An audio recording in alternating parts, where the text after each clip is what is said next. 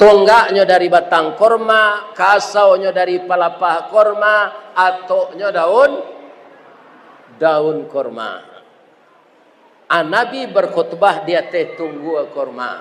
Sekarang masjid itu saya dalam setahun ini 2 kali pergi umrah. Bapak-bapak dan ibu-ibu yang terhormat, setiap tahun Masjid Kuba itu dipugar.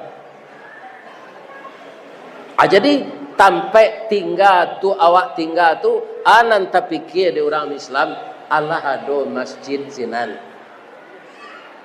Ya kan? Akini ada donator tunggal. Nyobuan musaji di negara awak, kampungnya di Padang. Kalau indak yo di ramian salat berjamaah, ambo nantakui kok nyokutu awak di Allah. Lain tadanga ada pak nanti ngasih ko tu.